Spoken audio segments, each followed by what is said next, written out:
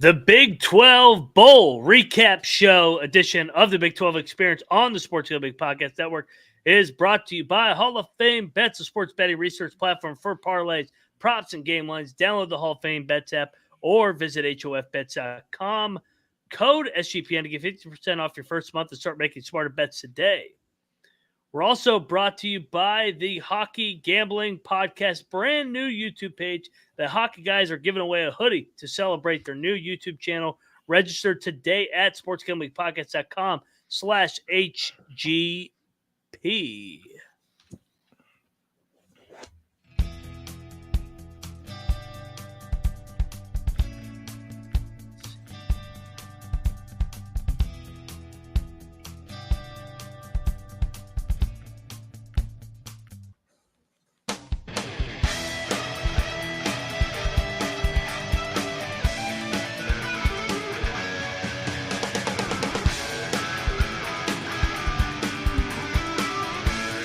And welcome, everybody, to the Big 12 College Experience, part of the Sports Gambling Podcast Network.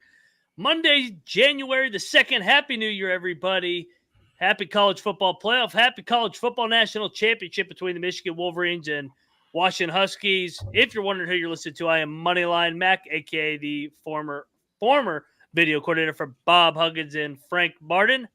And we're going to dive into the Big 12 Bowl recap and look ahead to what it means for next year. But first up, next man up in the box. He was born in Provo, Utah. He's got family in Ames, Iowa. He lives in Morgantown, West Virginia, a walking contradiction. He is Rambling Rush. Rush, what's up, man?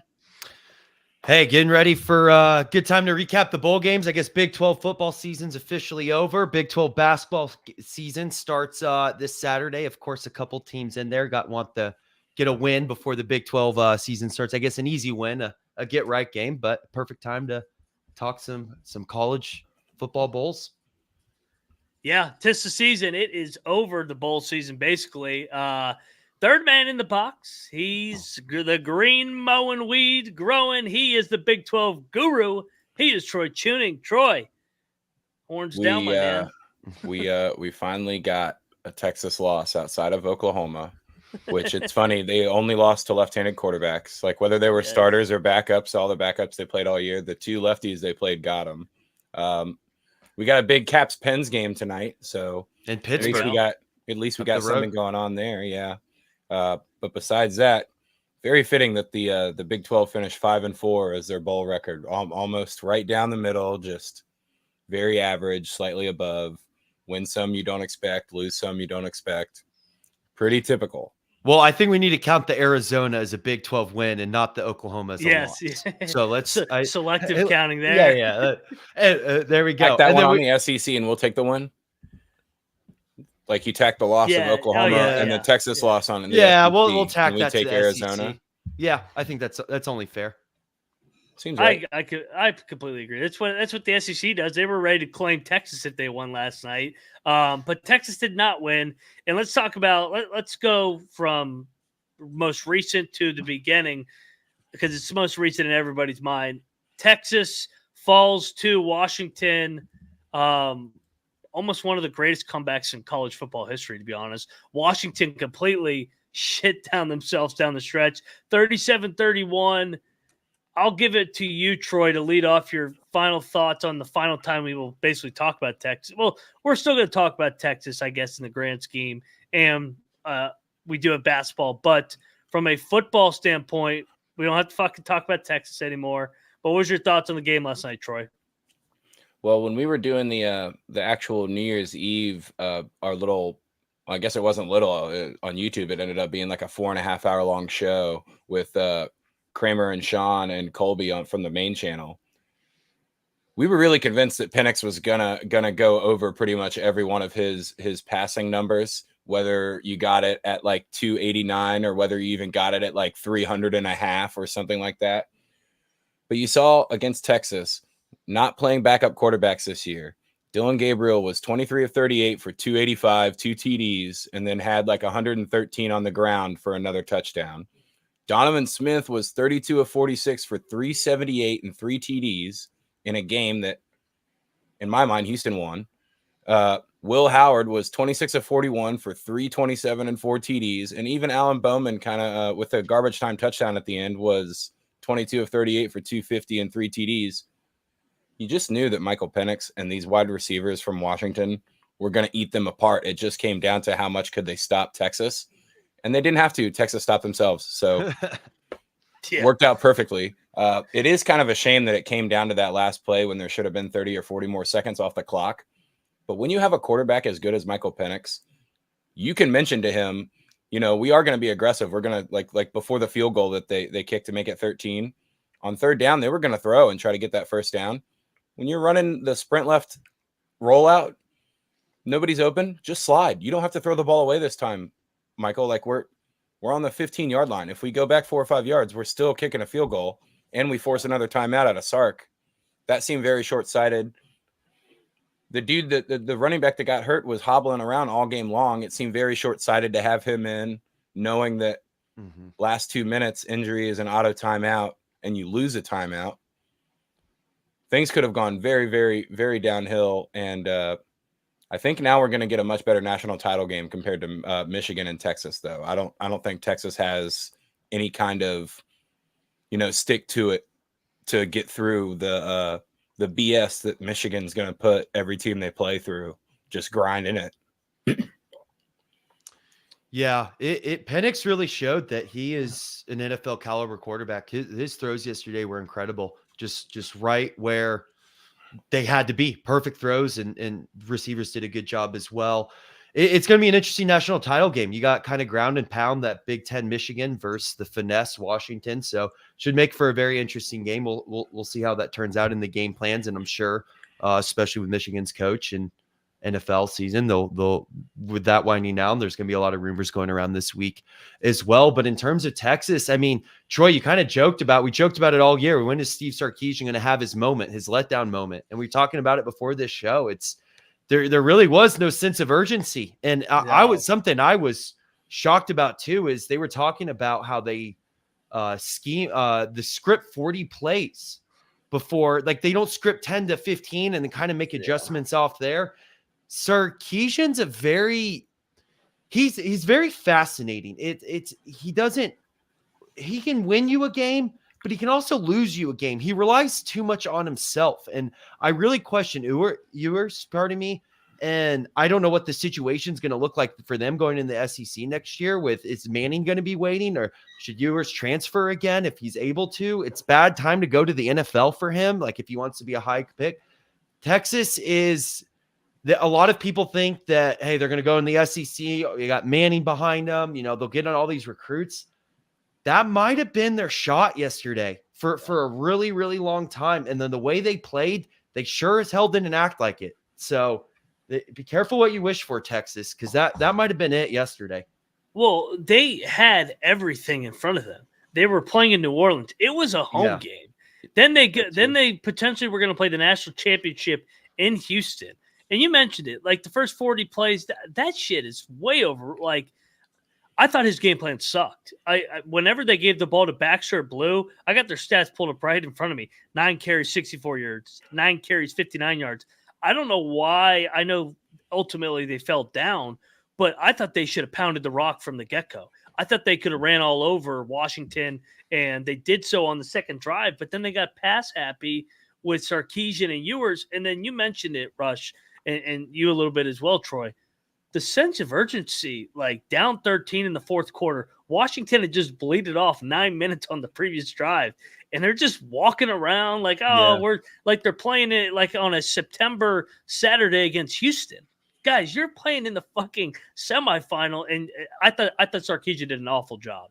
And it was fitting that the one time I did bet Texas this year, they went back to their old fucking pumpkin self and laid a complete egg. I don't understand how they came out flat in that game. I was going to say, it just seemed like they threw away the effectiveness of the run over the fact that they fumbled it a few times, and they were afraid of fumbling it again, I guess. But between Michigan and Texas, if you're a wide receiver and the ball hits you in the hands, please, please, please just hold on to the fucking football. You don't have to run for a touchdown. especially if it's a third down. If it's 3rd and 8 and the ball's in your hands, like we were talking about before the show, do the Julian Edelman, catch the ball and fall backwards. Catch the ball, hit the ground, get possession, keep moving. For Texas to not be able to run like a ultra high tempo with a Texas quarterback playing in the Big 12 is very telling. Yeah, and it's only going to get harder, like we talked about, with them going to the SEC and then 12-team playoff next year. And this was it, and they really didn't act like it with quality losses, though. So, like the Oklahoma quality loss got them in. Yeah, but if only Florida State lost to Oklahoma. Rush, let me ask you this: did it feel like the moment got too big for Texas again in terms of like fucking Matthew McConaughey? He's coaching on the side. Like, what the hell are you guys doing? Well, someone needs to coach for them. It clearly wasn't. It just felt like, oh, we're going to New Orleans. It's going to be a party. We're going to just walk in there and win. And it looked like the old Texas. Like, I felt like finally when they got to the Big 12, I was like, all right, you know what? I've been a hater because of performances like this. I felt like they had finally blocked out the noise and actually just executed. I felt like they let the noise get back in their program with the buildup. You saw it with, this isn't Arch Manning's fault at all. It's his first time being eligible to the media. Like, there's a picture of viewers just looking over like, why is everybody interviewing the fucking backup quarterback over me? Like, they just let the distractions get the best of them, in my opinion. And you got to give Washington a lot of credit too. Penix was fucking unbelievable. But it's just Texas being Texas. Any last thoughts on this before we move along to the other games? Yeah, so what I'll say to that, Ryan, I don't know if it was necessarily the moment got away. It felt like they didn't treat the moment seriously.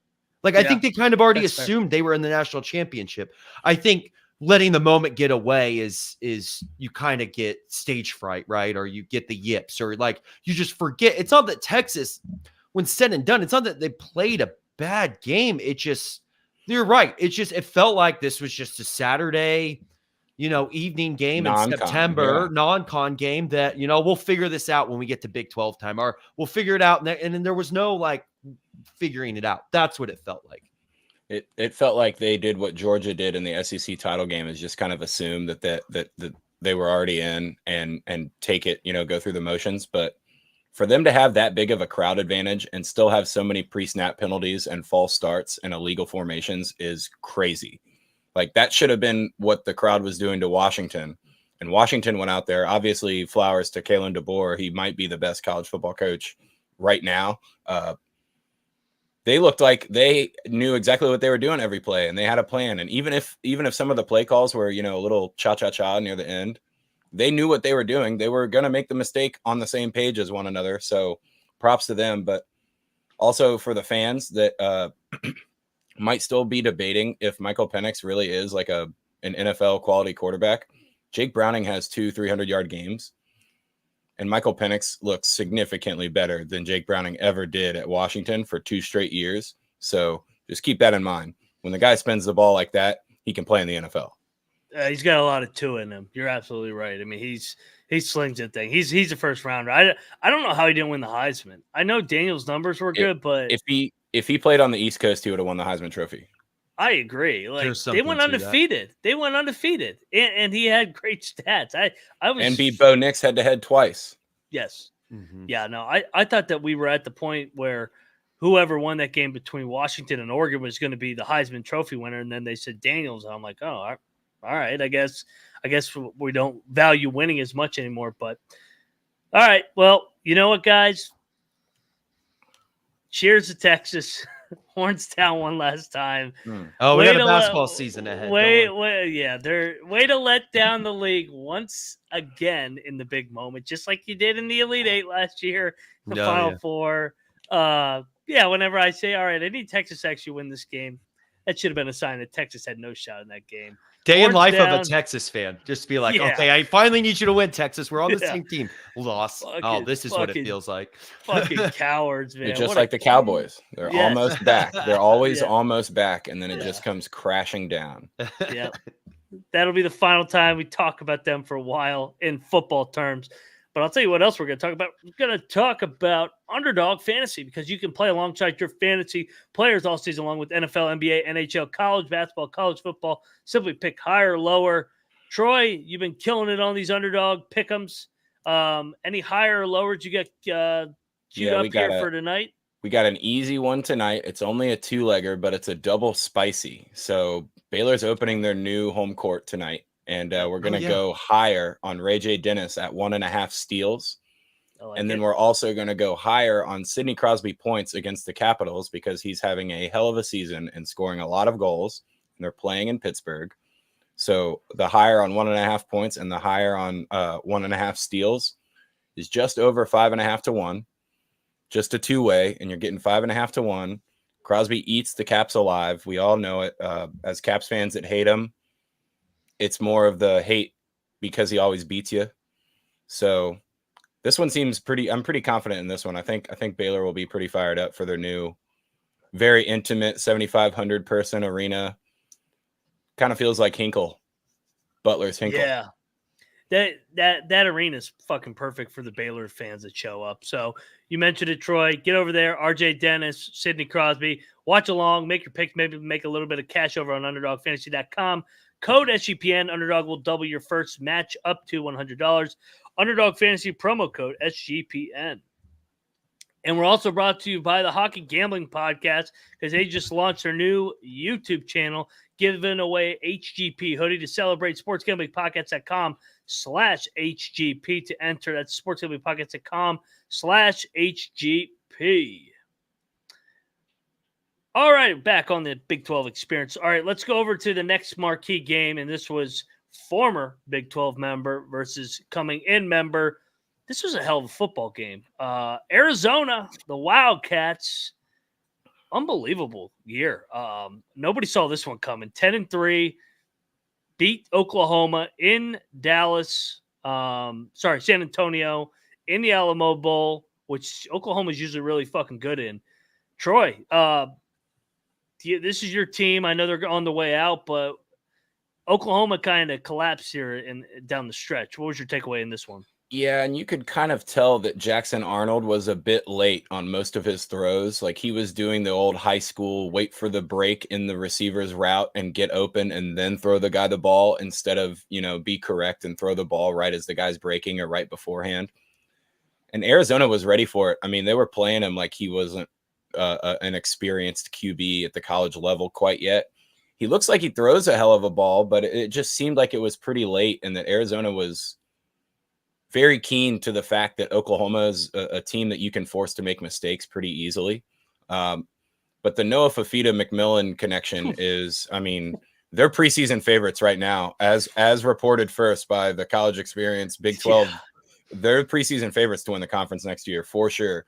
When you got a kid that can spin the ball like that and a teammate of his that's been, all the way through high school, he just knows where he's at on the field every time. And there's no way you can't game plan for that. Like the scramble drill just becomes, I'm looking for McMillan and oh my God, he's open again. It's crazy. Isn't there talks that they're hitting the transfer portal together? Not according to Colby Dant. Colby Dant knows Fafita's dad, and Fafita's dad said, shut that shit down right away. We're here for the long haul. So that doesn't really mean anything. It's the same as a coach saying, like, I'm definitely staying. But from what we've heard from our insider, Mr. Colby Dant, he says that they're hanging around. And with the 12-team playoff and them going to the Big 12 and Texas and Oklahoma losing, why not? Yeah, and this is going to be year 4 for Jed Fish. He's doing an unbelievable job. I'm with you, Fafita and Rush. I'm going to have to add this to your intro because Rush has family in Arizona too. I do. So I know you're fired up. I know you're fired up for this Wildcats coming in here. They're coming in hot. They kind of remind me of West Virginia when they came into the Big 12, like that high-powered Geno Smith offense. I'll be interested to see if Arizona's defense can hold up. But, Rush, what's your take on these Wildcats, man? First of all, how the hell did they lose to Mississippi State? Looking back on how good they are right now. Like, it's incredible. Was Delora still playing that game? Huh? Was Delora still the quarterback in that game? I think it might have been Fafita's first start. I think, and you could see that Arizona was trending in the right direction, not fucking 10-3, beat Oklahoma, beat UCLA, beat everybody, but they went on a fucking run in the second half. Hey, we thought that the benefit of Arizona joining the Big 12 was their basketball, but watch out. Here comes their football team. Might have a West Virginia versus Arizona Big 12 championship next year, which will be a good one. But moonshine and chimichangas. There you go. What better combination than that? No, they're a really good team, especially if those guys stay around.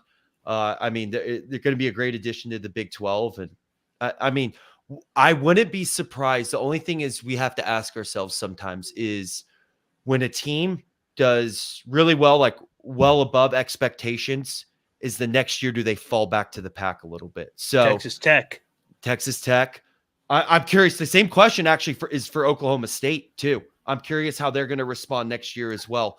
Those are two. Hopefully, West Virginia keeps going, but we'll get there when we get there. But no, I mean, that's a serious question though. When people talking Neil Brown and his tenure, can he do consistent years? So that's the biggest question with Arizona. But I mean, if the core of their team is staying around, watch out. They may slip right into where Texas and Oklahoma left off. Because of their defense being, more on the iffy side than on the, like, we can guarantee that Arizona's defense is going to take another step forward or something like that. They remind me a lot of A&M going and winning the SEC West their first year in the SEC. Just special quarterback. The idea of like Manziel knowing whatever, fuck it. Mike Evans is down there. It's kind of the same thing though. A couple of the shot plays that Arizona takes are like, we don't care that McMillan's bracketed in double coverage. He's going to jump up and get it anyways, or they're not going to expect our guy to be able to get it 60 yards down the field. It works. I mean, I've seen the play work against pretty much every team that they've played. The fuck it, McMillan's down there play. And coming to the Big 12, I don't see a lot of Big 12 defenses being ready. I mean, outside of really Burke staying at West Virginia, I don't see too many back ends that are going to be able to hold Arizona down. So, again, look out.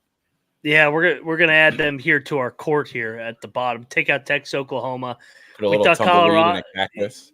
Yeah, we thought that Colorado was going to be the marquee key coming in next to Utah. It's turned out it's going to be Arizona with the way they finished with the expectations. And shout out to the chat, Tomcat Pistol, GBO Farms. Yes, I got my new setup here. Blue screen no more. That's why you get the warranty, baby. Get the warranty so you can get the replacement, right? Like that. I'm so glad, Rush, that I did not live in Morgantown because I would have had to drive all the way to Pittsburgh to get the fucking Apple. If you need an Apple computer, Apple anything, you're not getting in Morgantown. I'll tell you that. Hey, I was thinking the same fucking thing. I was like, God, thank God I did not have to fucking go all the way to Pittsburgh. But you'd still be up there. You want to be back. You'd be doing this show from the Apple store up there. Hey, can you scoot over? I need to do my show in the corner here. Hey, can you keep it down there in the back? Come on, you fucking Hey, jackass. the Genius Bar. Shut the fuck up. You're not that smart. You just know Apple products. I'm talking sports right now, damn it. I'm thinking in West Virginia that could get confused. Like you ask for directions to the Apple store and the guy's like, yeah, right around the corner, the Apple Pie Moonshine Distillery's right there. Yeah. Shout out to Stephanie. She fucking hooked me up. Took care of me. It didn't work on my iPad that's 10 years old. That's too far. I didn't have warranty on that one. I go, can you do this? She goes, no, that one's sold. I go, all right, well, it was worth a try.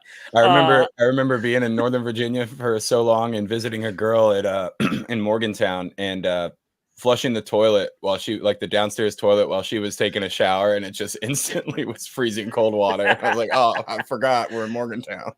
No, that's great. Real quick before we hit an ad, let's talk about the other game, that the only other one that was rank on rank, and that was K-State. Everybody's picking NC State, and I think we all agree. We're like, that timeout, not so fast. I know they lost Will Howard, but this is a next man up program.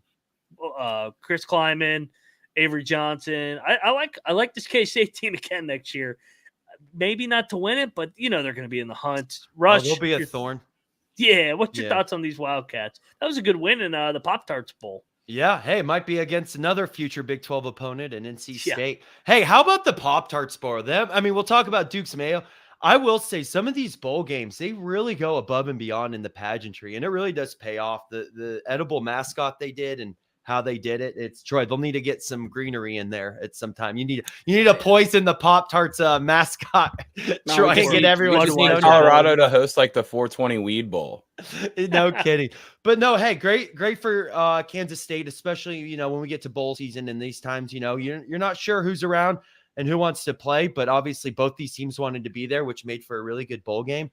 And Kansas State says, hey, we're not going anywhere. Howard might be gone, but Klieman's still there. Obviously they got Avery Johnson. Yeah, getting back. It's the new year, got to reset the brain, just like your computer, Ryan. Got to reset my brain here, coming off the bacterial infection last week too. But hey, Kansas State said they're not going anywhere. They'll play any type of football they can. They got one of the best coaches in the Big 12. They're not going anywhere. How much of watching that game and Avery Johnson reminded you of like one of the first early starts that Garrett Green made? Yes, like a very good comparison. He kind of looks on the ground. Yeah, and he's got the arm, and he's not always as accurate as he could be, down the line. But you can see the flashes right now, just like you could in Garrett Green. And like, we should probably stick with this guy. There's a chance that there's 2 or 3 plays every game that are 5-yard losses turned into 35-yard gains. He looked pretty good. I mean, I know NC State's not the greatest of great competition, but they're still a pretty solid football program, and Kansas State kind of imposed their will on the ground. I know DJ Giddens had 150 yards, so they did what we know they do well, and that's pound the rock and take advantage of a few play action situations or rollouts with their quarterback. So that's the question. Well. Those are the 2 questions, and they're kind of, I guess, one question, a part A, part B, is can Kansas State show that you don't need quarterback by committee and actually have one quarterback that takes you, or at least puts you in Big 12 championship, competitive for the Big 12 championship? And 2, if it's Avery Johnson, can he get out of his own way? Can he be because that's another thing. That was a question with Garrett Green earlier. Can he get out of his way? You don't need to have every play be a 50-yard off your back foot, falling backwards and go can you take what's given to you? And if you can, I mean, this Kansas State team, that'll be a great matchup next year. West Virginia, Kansas State, and Morgantown, Ryan. Yeah, and I can't wait till they play Utah. Like, just watching Utah and Kansas State playing each other, it's like carbon copies of one another, mirror images. And Troy, like, I'm with you that I didn't think NC State was that good, but they had won 5 in a row going into the game, and they had been playing as good football as anybody in the ACC. So you got to give K-State credit. Like you said, we all agree they're going to be right there again, top 4, top 5 in the league next year. I'll tell you, you know who got screwed in bowl season, guys? Iowa State got fucked on this draw. They had to play Memphis at Memphis. Who scheduled that? That was such bullshit. What were your thoughts on the Liberty Bowl? Memphis kind of took it to them. They went up 19-0 after 1. But, I mean, if you're Matt Campbell, you're like, come on, man. Can I at least not play a true road game in a fucking bowl game? Troy, what'd you think? See, I think Memphis was a better team, too, this year than they were given credit for. On top of the fact that they get put into basically a home bowl game.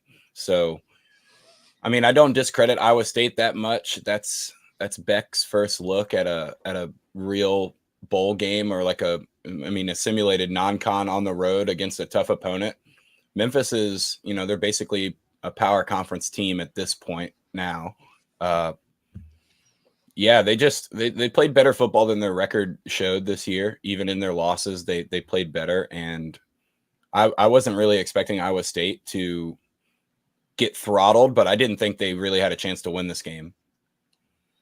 Hey, maybe another future Big 12 Memphis, right? We'll just call every team a future Big 12 team. Well, they could be. Honestly, might be at this point. Who knows what's going on anymore?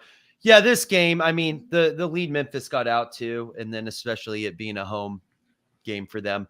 I mean, the fact that Iowa State, what they did this year was incredible, especially with that gambling scandal. And, I read like many of us, read too much into it and thought they were going to be terrible. And Matt Campbell does what Matt Campbell does and does an unbelievable coaching job. And I don't think you can take much away from that bowl game. It's just they were just out of breath by the time they got to it. It wasn't set up for them. And a good year. Yeah. I mean, the fact that they got there was incredible. So, I mean, that's all you can take away from that is, besides that, it just is what it is.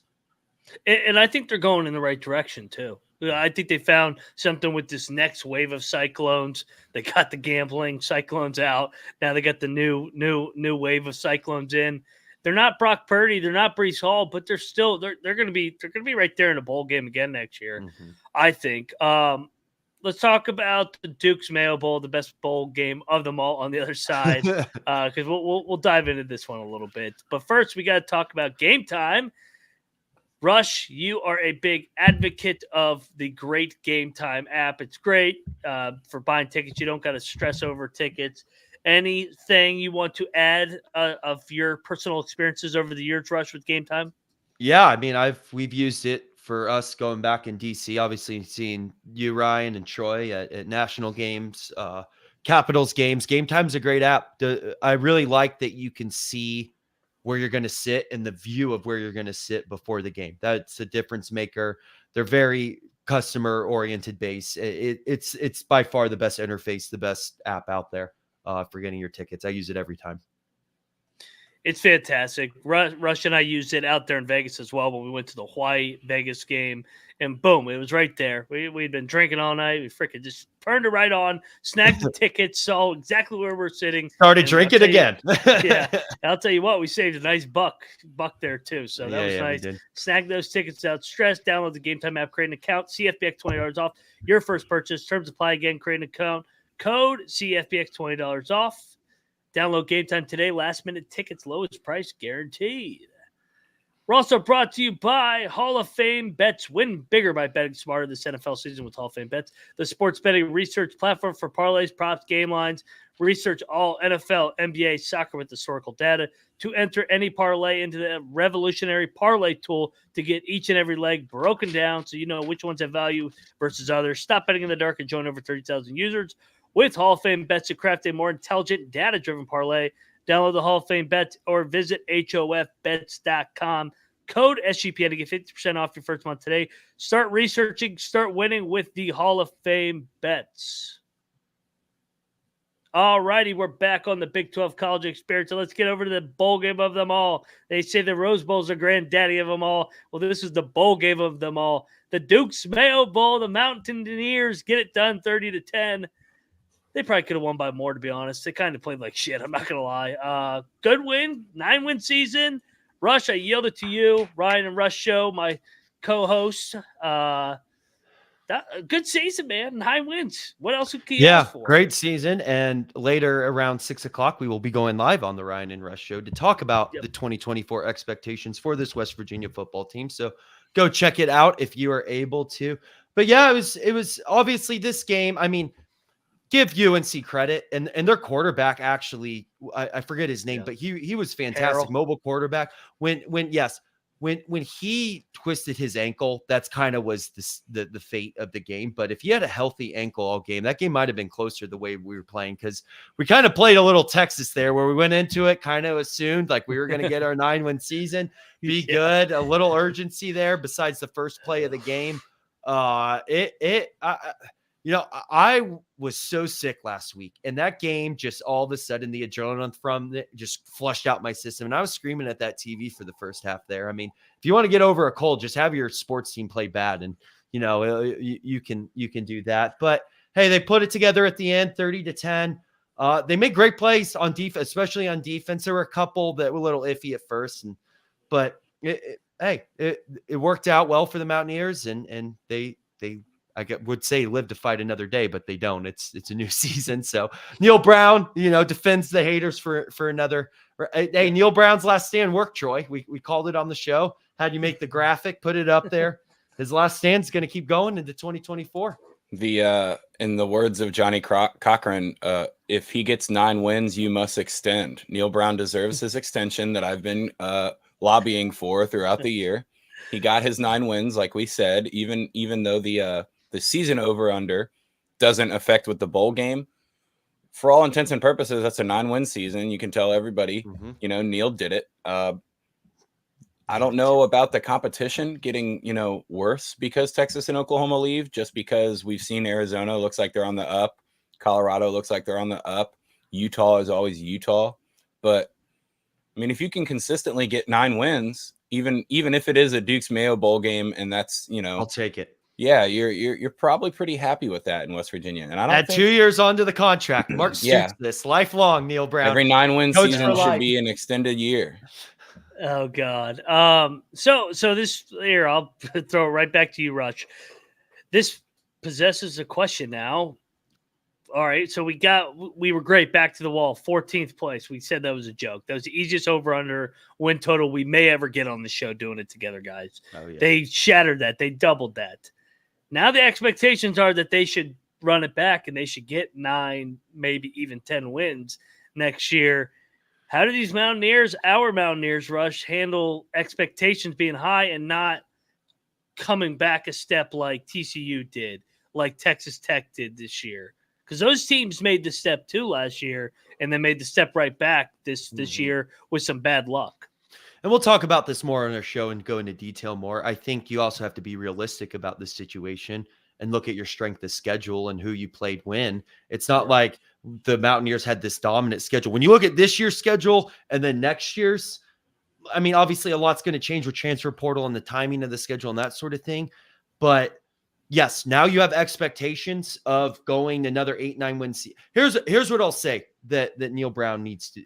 This team needs to be in contention for the Big 12 championship. Now, maybe they don't make it, but it needs to be due to like a tiebreaker. They really, now that Neil can show what he's capable of, and you get all these guys coming back, is now they have to take that next step up. They're in a way better position than they were last year. But the question now is, you have to look at your schedule and realize kind of some of the breaks you got, and maybe teams weren't as good as you thought they were going to be. So yeah, maybe you're 9-4, but it's let's get a real, I don't want to say real because I don't want to diminish it, but it needs to be a little more proven 9-4 or 10. Well, really 10-3. You need to have a 10-win season next year. You do. And you gotta just say, hey, we're not going into the season. We have all our guys back and go into autopilot. You have to say, hey, you're going to have to find some bulletin board material. We talked about it, Ryan, that something to stick. Like obviously you're not going to get the 14th place, or I guess next year it's going to be 16. You're not going to have the 16th place to be like, oh, they're against us. They're going to be ranked pretty high. But where do you find that bulletin board? What brings you together? And now we're going to find out. We never questioned Neil Brown, the play caller. This is where Neil Brown, the motivator, comes in. Okay, are you this motivator? Are you this leader? What are you going to do? Can we do this 2 years in a row, Neil? And we'll see. And I think you make a great point. I think the motivation is going to be, everybody's going to say, oh, they didn't beat a team with a winning record. I think you have to build off that. It's like, all right, fuck you. We'll show you. We'll go beat Penn State week 1. I think that's going to be the motivation. It starts with Penn State. That's a lot more of a it's not a must win, obviously, but that's a lot more of a can't lose game than people realize. Yeah, they certainly can't do what they did this year against Penn State and get away with we played them as tough for a long period of time. Like that one, that needs to be, if they lose that game to Penn State, it needs to be on the last possession or something like that. Yeah. But, you keep your quarterback, who's a very stereotypical college success style quarterback that can get away from pressure and stuff like that. And what they've done in the transfer portal already, you got to have a little bit of hope. You got to be thinking, this is going the right direction for sure. Oh, it is. It is. You're absolutely right, Troy. Neil Brown is the modern day Confucius. Slow progress is better than no progress. Let me compound the Mountaineers and then the next game too.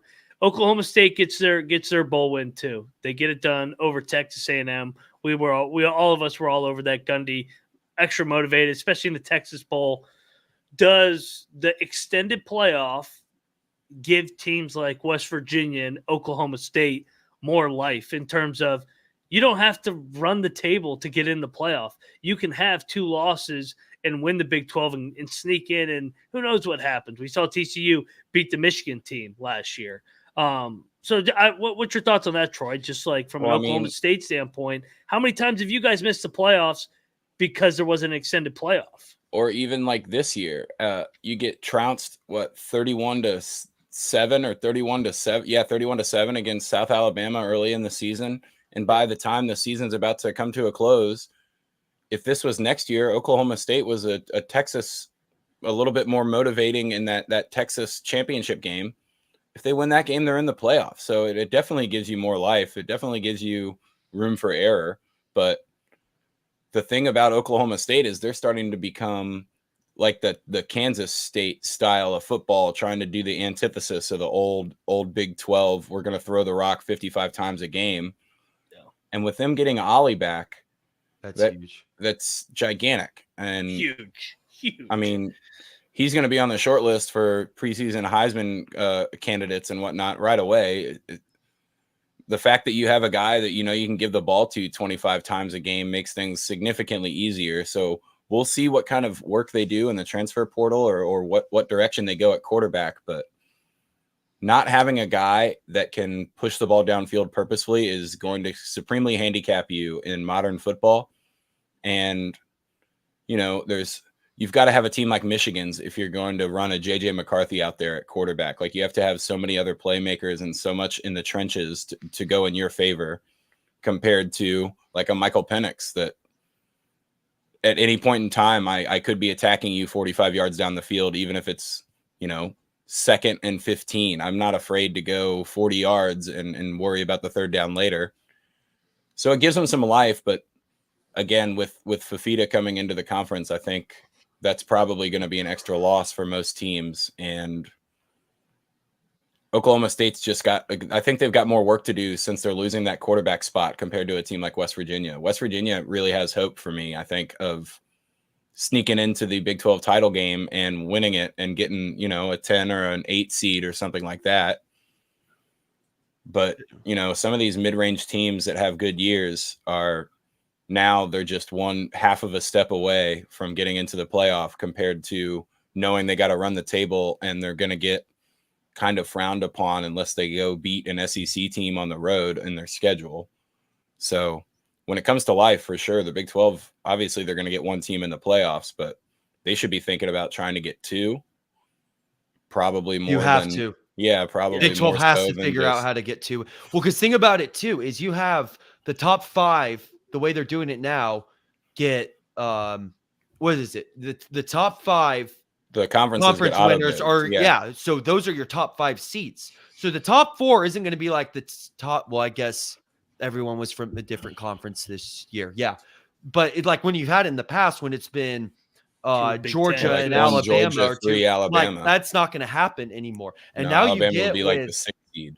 Yeah, exactly. And now that you get with West Virginia is you could get, or in Oklahoma State is, you know, maybe you lose your conference championship, but it's a close game. You don't have a ton of, you know, your losses are fine. You get a nice home game in Morgantown. Imagine that. Imagine some December football in Morgantown, Ryan. Oh, dude, it'd be awesome. Yeah, I hope it happens. Let me ask you this, Troy. You mentioned Oklahoma State, mentioned West Virginia. They both overachieved. Kansas didn't overachieve, but they met expectations once again. I thought, considering they lost Daniels for the entire year, he's coming back. Could a team like Kansas, coming off this Vegas Bowl win, get into a playoff? For sure. I mean, Lance Leipold is kind of on the same page, not necessarily with as much success because of the program that he went to, but he's kind of like Kalen DeBoer too, where at every level he's been able to win. And that doesn't really change depending on the talent. As long as you have the coach that knows what he's doing, you can take, you know, what's considered subpar talent and still beat some of these teams. But, you know, they're getting Daniels to come back, and their running back Neal is returning. So is Bean hitting the transfer portal? I think he graduated. I think Bean's done with eligibility. Yeah, he's been in college. He had one more year. He's been in college for like 10 years. That's what I thought. For some reason, they should hire like an offensive quality control assistant at Kansas just right away. Start sliding guys right into coaching positions and really try to build some kind of a Kansas football culture, because they're only a step away. Even with Jason Bean this year, you know, beating Oklahoma, these are games that Jalon Daniels probably looks better in. There were a couple of games that Jason Bean threw for over 350, and Jalon Daniels is probably doing that just as easily. So I would be scared of them. Again, you get a quarterback that is experienced, and you don't have to go get a transfer guy or play a freshman, and that's huge, especially for the non-con games that you're trying to pad your schedule with. Not having a guy that's just figuring the game out versus a dude that's been around and knows the system obviously is a huge advantage. And again, Kansas is going to be one of those teams that they're going to have a chance to probably start 4 or 5-0 again. Yeah. The concern I have with Daniels is all of a sudden they're at Arizona and the back all of a sudden starts spasming. Yeah. It's a concern. I mean, you wonder if a back, if he can re-aggravate that back. So, but they're going to be at the. I mean, he hasn't had a complete season, has he? But I mean, no. that's also, that seems to be the not just in the Big 12. It was very noticeable in the Big 12 this year because of the backups that were playing. But throughout all of college football, you also need a very competent backup. These guys aren't going to make it through the whole season on a regular basis. You got to have a guy that can win you a game or two.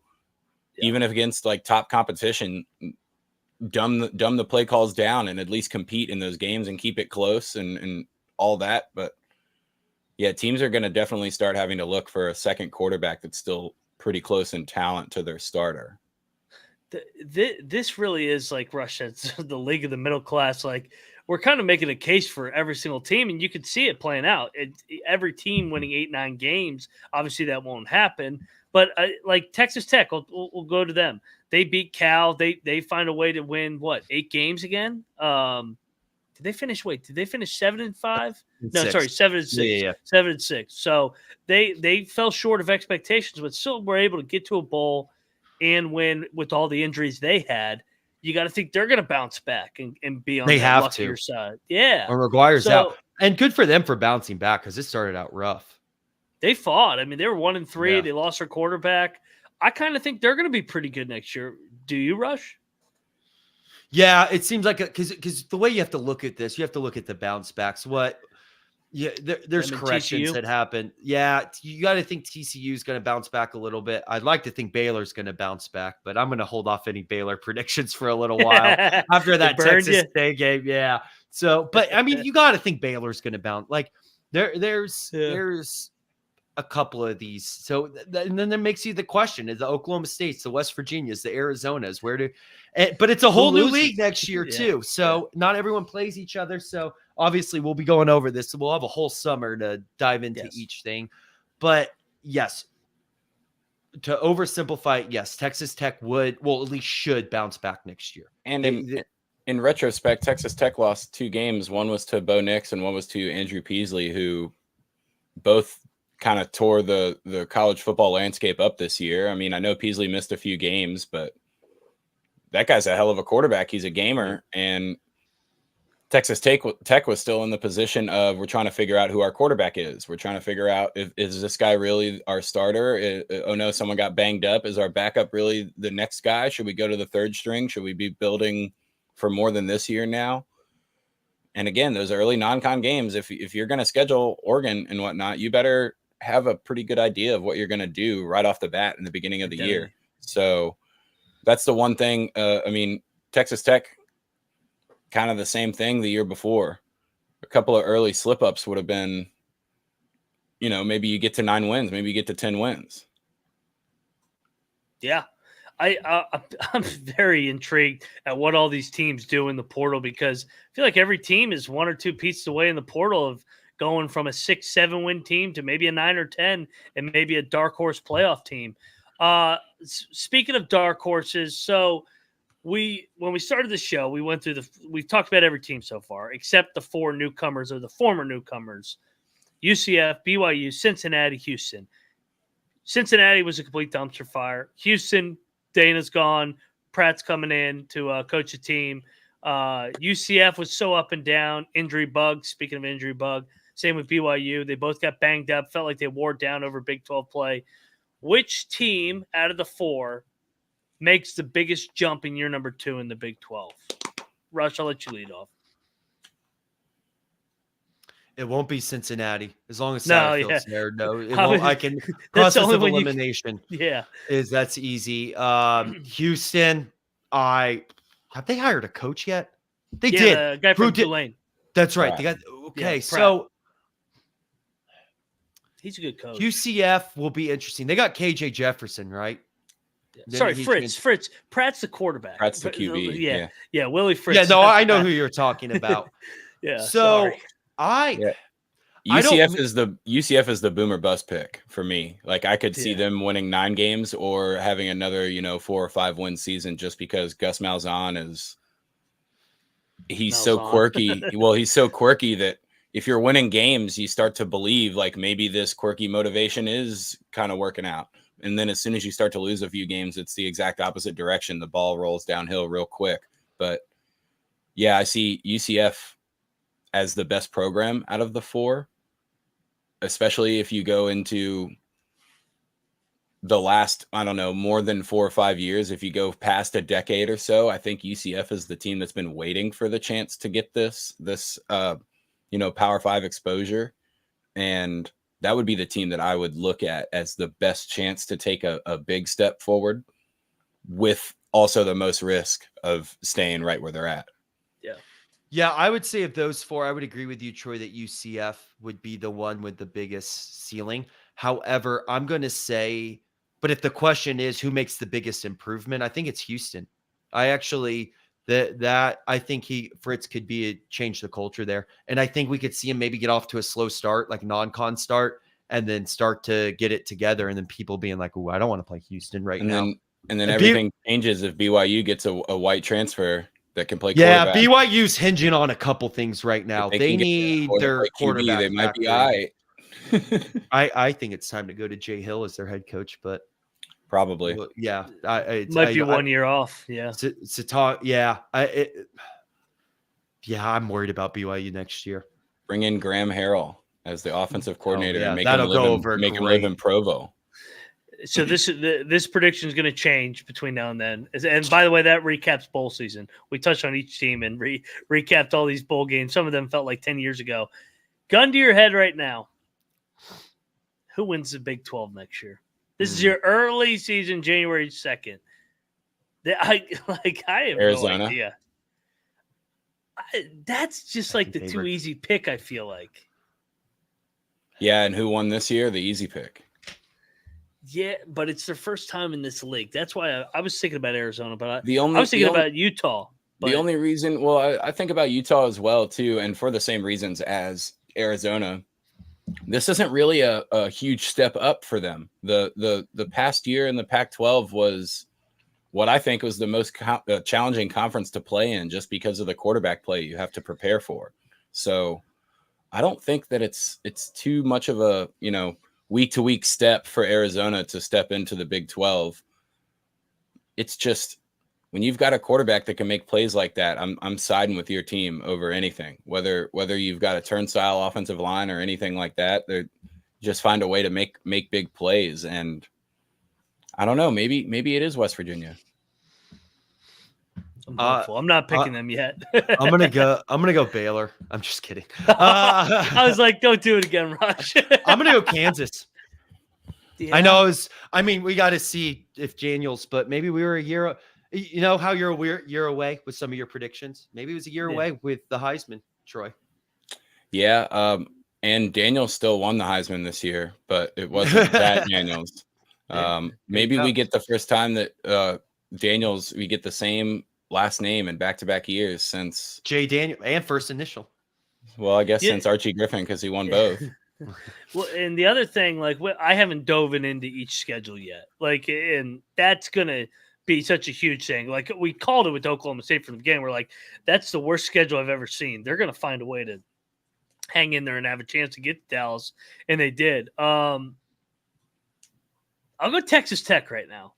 I'll go Texas Tech as a dark horse as of right now on January 2nd. The year away theory, where Texas Tech was the hype team this year, settle in next year, a little bit more under the radar. It's a good pick. It's a really maybe they make a run at it. So, but I'm sure I'll make a case for each and every team, including maybe not Cincinnati. Cincinnati's not going to have a case made. That team fucking sucks. Them and Arizona State suck. Well, no matter what, Cincinnati's going to improve quarterback play by not playing Emory Jones. So yeah, true. Hey, so we're going to go from one drama to the next. Out goes Texas and Oklahoma. In comes Coach Prime. What do you guys think of Coach Prime next year? I mean, they're going to have players. they're gonna have talent, but I don't know, man. I don't know if that the way he's running his business is sustainable. Who's their non-con next year? Colorado 2024. See, I would think it would be less stressful on Colorado this coming year for, like I was talking about the Pac-12, all the quarterbacks that were able to pick them apart and make their defense look like crap. And I know TCU kind of still played very well offensively against them in that early non-con week 1, but I think Colorado will be able to, hold opponents a little bit less points and maybe open up a few opportunities with their offense to win a couple more games. Oh, this schedule's brutal for them. Guess who they open up against? This is actually great. Watch out. Week 1. Nebraska? North Dakota State. Oh, baby. Oh, yeah. North Dakota State will be a thorn in their side. Yeah, and then Colorado was good as shit, though, Colorado in September. State. So here's their Big 12 schedule. At Arizona, home against Utah, home against Baylor, home against OK State, home against Kansas State. They got Cincinnati there. So there you go. There's your bye week. At Kansas, at Texas Tech, at UCF. Not looking good. I need to see. I mean, like you said, these are predictions before we know exactly what the rosters are, and then dive into the schedules, do matchups. But I don't know. Colorado's a wild card. I think you can make a inference. Some teams that were supposed to be better this year come back. I know, make fun of the whole Baylor thing, but Baylor's gonna be better this coming year. God, you would hope so, right? Yeah. You got to think so, Troy. Right? I mean, the bar is so low that you would think they would be better, but I don't know by how much. I guess that's what I'm saying. Just better. Actually, these schedules are fun to go into. It's going to be interesting. So, all right, guys. Well, we touch on no more football for a little bit. We'll do a random preseason show or off-season transfer portal, updated power rankings or something here. But we're kind of transitioning over to basketball. I know everybody loves college basketball. Go check us out on the College Basketball Experience. We're back here on the Big 12 Experience Friday afternoon. We're going to dive into the opening Saturday lines because Big 12, starts on Saturday. All 14 teams, 7 games. We're going to pick and choose, break down the matchups, break down the opening lines. But before we get up on out of here, Troy, plug. Tell us what you got going on. I know you got some underdog plays going tonight, and you got the Caps and Penguins. Yeah, we're just gonna watch the hockey game, kind of hang out here. You can find me over on the X, just at Troy Chewning. Yeah, we're really, really ready for conference play here in the Big 12. I know some of the non-con matchups in the beginning of the year are very hype filled, and you get all pumped up because it might be, a future tournament matchup. But this is the real nitty gritty. You get into league play and everything goes out the door, and it's so much fun. Just really, really interested to see if Houston can hold up playing tougher games over and over again, because they look like a hell of a basketball team, but for the opposite reasons of what I was saying about Arizona coming over to the Big 12 in football, Houston's not prepared to play, Baylor and Kansas in the same 2-week stretch. That usually they've been able to, concentrate on their big games, and they've got a couple of byes because of their conference schedule is not nearly as hard. So that's the one storyline that I'm looking forward to in conference play. If Houston kind of gets checked, then we know that the Big 12 really is that fucking good. And I fully expect that to happen. And that starts Saturday, Troy, when Houston plays West Virginia, baby. Mountaineers are going to beat them. There you go. First Big 12 win. You can find me at Rambling Rush on the X as well and Instagram. And the Ryan and Rush Show will be going live here at the top of the hour. Discuss our 2024 expectations for this West Virginia football team. Yeah, basically carried over the conversation. So go check out the Ryan and Rush Show. I'll be back here a little bit after that on the College Basketball Show. Got my ship fixed. We're ready to rock and roll. We're stretch run here to March. Good luck, everybody. We'll see you Friday on the Big 12 Experience. We'll see you on the Ryan and Rush Show here in 20. And we are out of here.